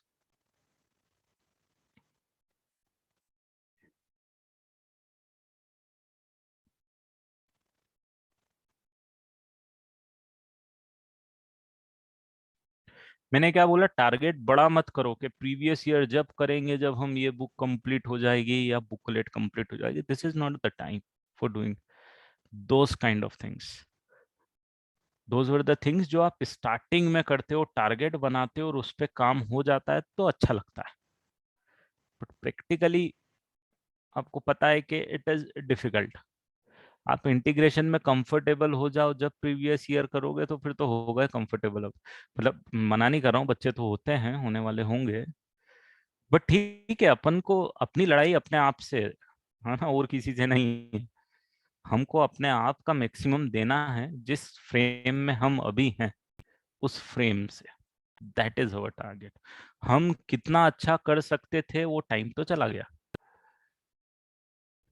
नहीं नहीं, CET maths is very much easier than mains भाई। CET maths is very much easier than mains. तो ideal time सोच के मत चलो कि यार ये एकदम सही परफेक्ट तरीका होता है पढ़ने का। वो तरीका होता है 11th के स्टार्टिंग में या 11th के मिड में, अब नहीं होता वो। अब तरीका वो होता है कि भाई मैक्सिमम चांसेस होने चाहिए मेरे कि मैं एग्जाम में क्वेश्चन कर पाऊं, है ना। अब रियलिटी से थोड़ा सा जूझना पड़ेगा और उसको फेस करके आगे बढ़ना पड़ेगा। इफ और आपको पता है कि if you are able to score 50% marks, those are decent marks. Integration and differentiation are definitely in CET and very much important in CET, क्योंकि 12th का पोर्शन ही आता है। Maths composed 50% weightage in CET, right. 50% का 80% weightage is class 12th। मतलब class 12th का maths है, it is a 40% weightage of your Maharashtra CET marks. अकेला केमिस्ट्री का सिर्फ 25% है और 12th का मैथ्स सिर्फ 40% है। पूरा केमिस्ट्री 25% है, सिर्फ 12th का मैथ्स 40% है, 40%। Very much important. मैथ्स पे बहुत डिपेंड करता है सीईटी बेटा। और केमिस्ट्री फिजिक्स में आपको बहुत एडवांटेज है, क्योंकि you are going to give 12th exams. तो केमिस्ट्री फिजिक्स आप ऐसे ही पढ़ने वाले हो जिसका 80% आने वाला है। वो थियोरेटिकली आना है, कोई ऐसा बड़ा भारी तो सीईटी पूछना नहीं है। जो है वो मैथ्स है, मान के रखना। एक डिसेंट कॉलेज वहां भी लेने के लिए उसको दिमाग में फ्रेम करना और उसी के हिसाब से तैयारी करना। तैयारी इज नॉट के सब कर लेंगे। बिल्कुल 100 मिलता है बेटा, लोग लेके आते हैं।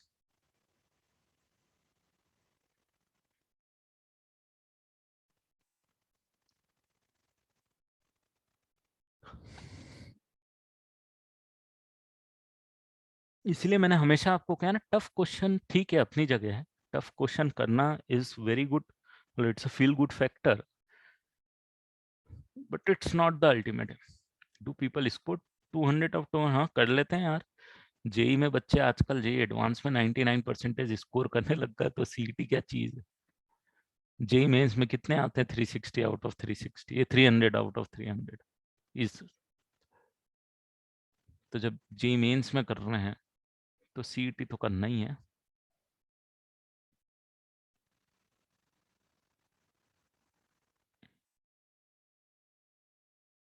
But there are average student who can score 180 190, that is what our target is। तो 200 में से 200 वाली दुनिया हो गई दूर। मतलब मना नहीं कर रहा हूँ, है ना, उसको सेंस में मत लेना। But now you are mature enough to understand both the languages, right? 200 of 200, 200 out of 200 and 180 out of 200, है ना। that's where you have to decide and where you have to crack, where you have to put. That's the reality. अब आईना देखने का time है, आईना reality देख, definitely सही बुरी अच्छी खराब नहीं बोल रहा हूँ, 200 आउट ऑफ 200 वाला बच्चा बहुत अच्छा होगा और 180 वाला बच्चा अच्छा नहीं होगा, ऐसा नहीं होता। Professional world is totally different बेटा। प्रोफेशनल दुनिया एकदम अलग चलती है।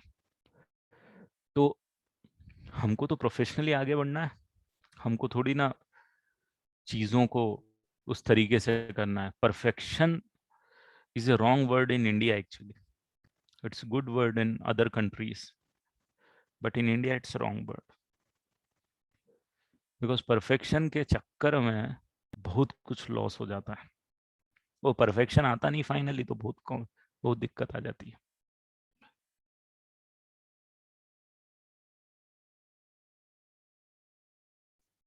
Can we get into VJTI? I am not 100% sure, but there must be some quota for JEE Mains.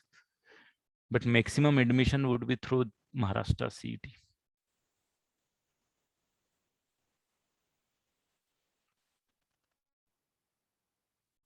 That's a very good college यार VJTI।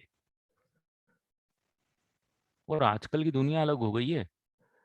मान लो आप कुछ कर रहे हो, आपका मैथ्स फिजिक्स इतना अच्छा नहीं है, कंप्यूटर एप्लीकेशन आपकी तगड़ी है, नॉलेज तगड़ा है, मतलब knowledge, finally it comes to knowledge. कि एक 22 ईयर ओल्ड स्टूडेंट एक आईआईटी बॉम्बे से पास हो रहा है और एक वीजेटीआई से पास हो रहा है, और कंप्यूटर साइंस में वीजेटीआई वाले को नॉलेज बहुत ज़्यादा है कंपैरिजन टू दिस। दिमाग डेफिनेटली अलग अलग हो गया, बट दिमाग भी तो जब ही चलेगा जब नॉलेज होगा। मतलब डेफिनेटली मैं आईआईटी बॉम्बे वाले को पीछे नहीं बोलूंगा, वो अलग कैटेगरी हो जाता all together, but it doesn't mean कि वीजेटीआई वाला बच्चा नहीं कर पाएगा। तो and in fact that's why nowadays companies are not recruiting, like definitely college matters a lot for the recruitment process, but that is not only the criteria। अब आप देखोगे प्लेसमेंट्स होते हैं तो भाई इस कॉलेज का भी हो गया अच्छा, उस कॉलेज का भी अच्छा हो गया, इस कॉलेज में भी माइक्रोसॉफ्ट ने आके रिक्रूट कर लिया, उसने भी कर लिया, आईआईटी में भी जा रही है। तो डेफिनेटली मतलब इट्स नॉट लाइक दैट के अब जैसे आपकी इंडिया की सबसे बड़ी सॉफ्टवेयर फर्म हो गई टाटा कंसल्टेंसी, उसका जो सीईओ है, टाटा ग्रुप का सीईओ है, he is not an IITian, है ना। वो शायद, आई एम नॉट 100% श्योर, कहीं से शायद, आई एम नॉट 100% श्योर, अभी जो है वो है नहीं, श्रीनिवासन, मे बी शायद ही is MCA from somewhere from some NIT, तो something like that. It doesn't matter, मतलब ठीक है, अपनी अपनी जगह सर, अपनी अपनी चीजें हैं वो, and he is running the biggest group in India, तो ठीक है। मतलब persons are not comparable on the basis of their college। हाँ, आपको चार की भीड़ में से छांटना है तो थोड़ा सा मैटर कर जाता है, बट आपकी पर्सनल ग्रोथ डजंट मैटर, मतलब it is not directly only dependent on your college. ठीक है, तो don't take that in that way, try to score maximum as you can, try to get as much as good college you can, but that is just the starting of your professional world, है ना। तो उसको इतना भारी मत लेना, नहीं तो अपन इतना लोड में आ जाते हैं इस लेवल पे आने के बाद में, जो मैंने भी अपने आप में फेस किया है, तो वो फेस मत करना। चिल टाइप रहना, चिल चिल चिल टाइप रहना, सिंसियर रहना, डिसिप्लिन रहना, मैक्सिमम ट्राई करना जितना कर सकते हो, लोड मत लेना। बिल्कुल कोर में हो तो आपके लिए तो वो एडवांटेज है बेटा, कोर में तो बहुत एडवांटेज है। आप कॉलेज पिक करो, प्रिपेयर करो मास्टर डिग्री के लिए बढ़िया से, क्योंकि कोर में ही है आपको इंटरेस्ट है, तो कोर के सब्जेक्ट पढ़ने में भी आपको इंटरेस्ट आना चाहिए, आएगा। मास्टर डिग्री अच्छे से कर लो, अच्छी जगह से कर लो।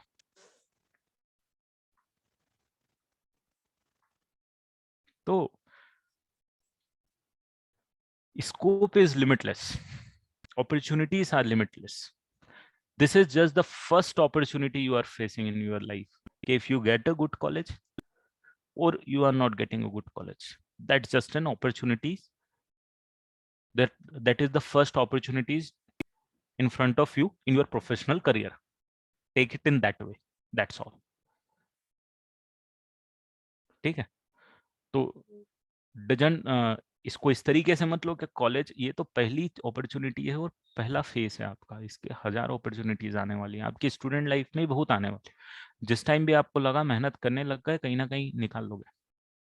डीजे संघवी भी अच्छा ही है, सुना तो मैंने ठीक ही है। वीजेटीआई अंधेरी में वही कॉलेज है राइट?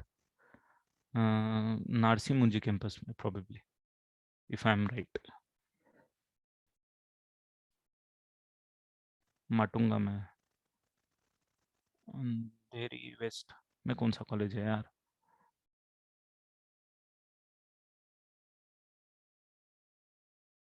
ये बिल्कुल करना चाहिए यार, जो भी काम कर रहे हो उसके लिए बेस्ट टाइम करना चाहिए, उसमें कोई दिक्कत ही नहीं है। आईटीज एनआईटीज में क्यों एम नहीं करना चाहिए?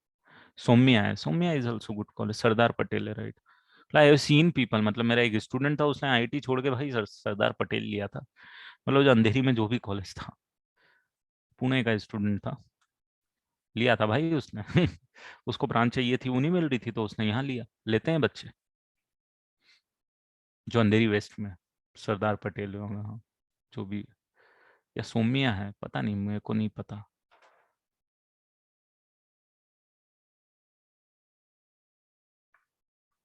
तो देखो, आईटी एनआईटी के लिए हम करना नहीं करना चाहिए, बिल्कुल करना चाहिए, because whatever you are doing you have to do your best, you have to target for the best. होता ही नहीं होता है, तो उसके लिए मैं आपको बोल रहा हूँ भाई, अभी के लिए जो बोल रहा हूँ।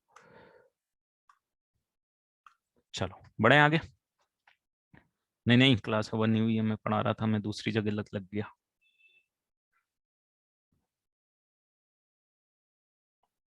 तो एक और सब्सटीट्यूशन वाला करा देता हूँ मैं।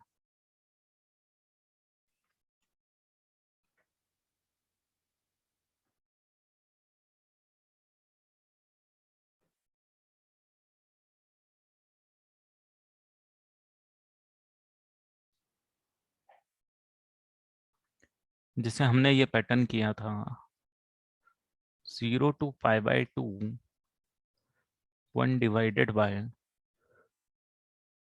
2 cos x plus 4 sin x dx। इस पैटर्न को मैंने बताया था किस तरीके से सॉल्व किया जाता है।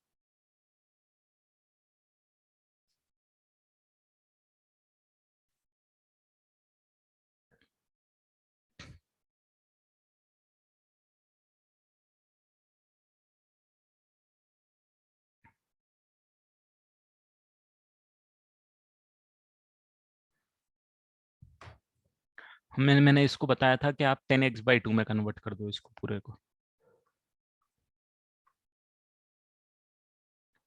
इसको कन्वर्ट करो 1/2, 1 - 10² x/2 अपॉन में 1 + 10² x/2 प्लस 4 × 2 10x/2 अपॉन में 1 + 10² x/2।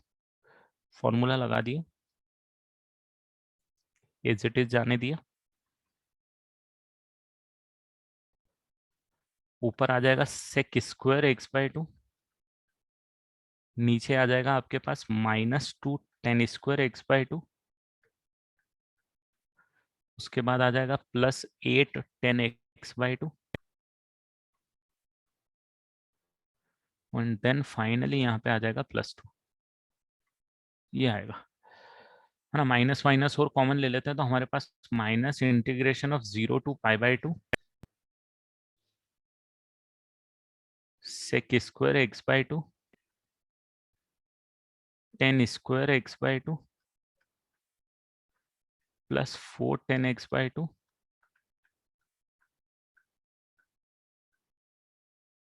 और ये 1/2 मैंने बाहर ले लिया। अब सब्सटीट्यूट कर दो 10x/2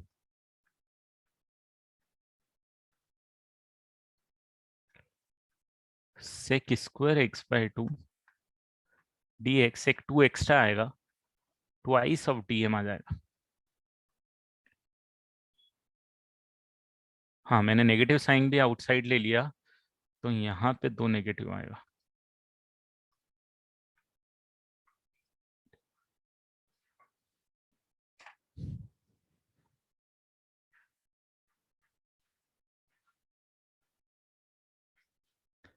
-1/2 इंटीग्रेशन 0 पुट करूंगा तो 0 आएगा और π/2 पुट करूंगा तो 1 आएगा। ये चीज पे फोकस करना। 10x/2 equal to m substitute किया है, तो x की जगह 0 पुट करोगे तो m की वैल्यू 0 आएगी, और x की जगह π/2 वैल्यू पुट करोगे तो π/4 आएगी, और 10 π/4 की वैल्यू 1 होती, तो m की वैल्यू 1 आ जाएगी। अब ये आ जाएगा dm, twice of dm, m square minus 4m minus 1, ये 2 और ये 2 cancel, minus integration 0 to 1 m -2 का स्क्वायर, और यहाँ पे +4 -4 किया होगा तो -√5 का स्क्वायर आ गया डायरेक्ट फॉर्मूले के फॉर्मेट में। अब फॉर्मूला लगाओ और लिमिट पुट करो, वापस से x में कन्वर्ट करने की आपको जरूरत नहीं है इस क्वेश्चन में।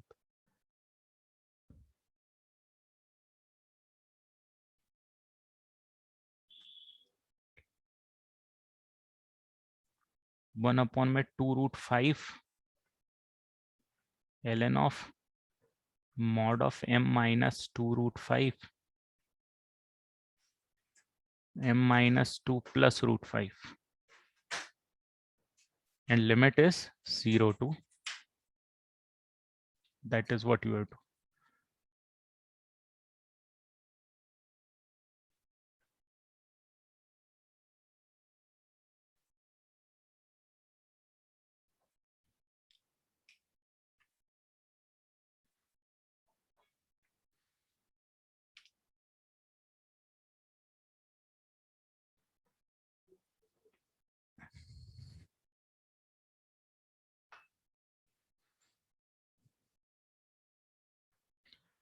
ठीक है,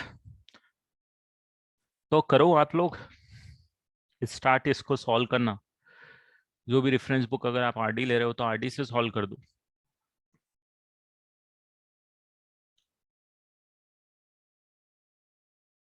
बट अभी तक ऐसा कुछ पढ़ाया नहीं है मैंने जिसके आपको अलग से बहुत प्रैक्टिस करनी है इंडेफिनाइट के अलावा। इंडेफिनाइट इंटीग्रेशन ही है जो किया है मेनली अभी तक। नेक्स्ट क्लास से प्रॉपर्टीज में घुसूंगा मैं। हाँ, अब एचएससी की बुक आप इंडेफिनाइट की कर सकते हो बेटा, कर लो, उसको भी खत्म कर लो। I am done for the